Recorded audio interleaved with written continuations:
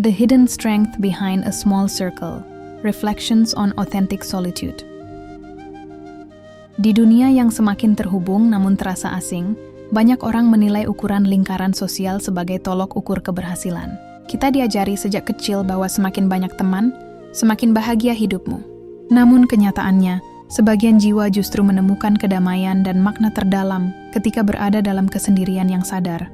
Mereka bukan antisosial, melainkan individu yang menempuh jalan sunyi menuju kedewasaan batin.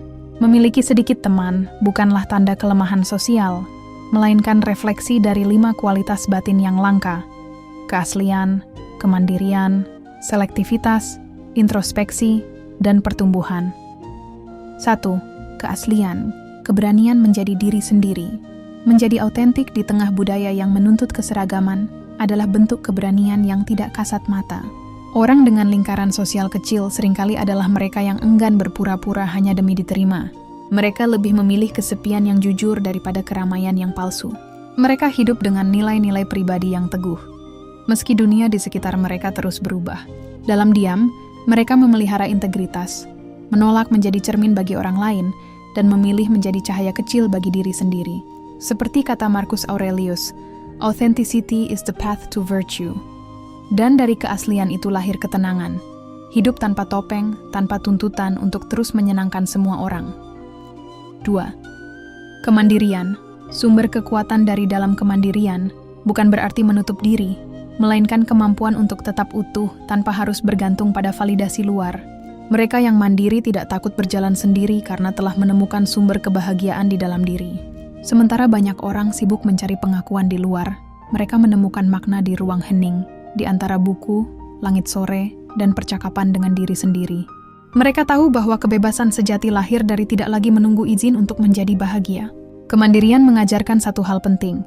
Ketika kita berhenti mencari cermin di wajah orang lain, barulah kita benar-benar melihat diri sendiri, kata Santara Sanitarega. Selektivitas, kualitas di atas kuantitas. Seseorang yang memiliki sedikit teman bukan berarti tidak mampu menjalin hubungan, melainkan telah memahami nilai dari hubungan yang bermakna. Mereka memilih orang yang sejiwa, bukan sekadar yang sepemikiran. Selektivitas bukan sikap sombong, tapi bentuk kasih pada diri sendiri. Mereka menolak energi yang dangkal, memilih percakapan yang berisi, dan menghargai ruang pribadi sebagai tempat tumbuhnya jiwa.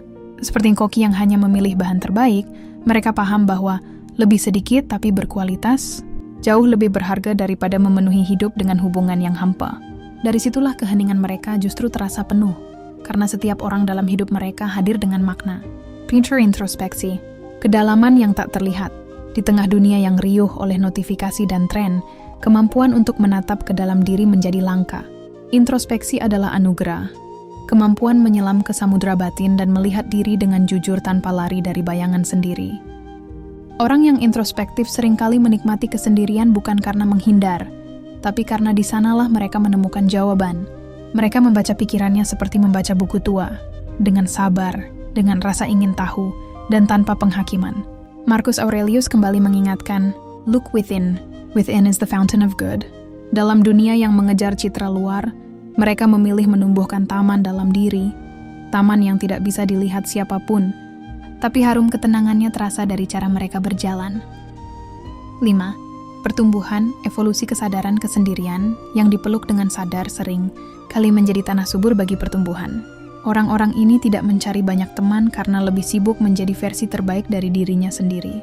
Mereka mendaki gunung kesadaran pelan-pelan, mengubah luka menjadi pelajaran, dan menjadikan waktu sunyi sebagai ruang meditasi. Seneca menulis, "Resistance is an opportunity for virtue." Begitulah cara mereka memandang hidup. Setiap tantangan adalah undangan untuk naik satu tingkat lebih tinggi dalam kebijaksanaan. Dari puncak batin itu, mereka melihat dunia dengan perspektif luas. Tidak lagi sibuk membandingkan, tidak lagi terperangkap dalam hiruk-pikuk pencitraan. Mereka telah tumbuh melampaui kebutuhan untuk selalu didengar, dan justru mulai benar-benar mendengarkan kehidupan. Penutup, sunyi yang membentuk jiwa. Jika kamu merasa duniamu kecil, percayalah, itu mungkin karena jiwamu besar. Tidak semua orang mampu bertahan dalam ruang sunyi tanpa merasa kosong. Tetapi bagi sebagian jiwa, kesendirian bukan jurang, melainkan jembatan menuju pemahaman yang lebih dalam tentang hidup. Lingkaran kecil bukan kegagalan, melainkan tanda bahwa kamu mulai berjalan di jalan kesadaran, jujur, bebas, bijaksana, dan terus tumbuh.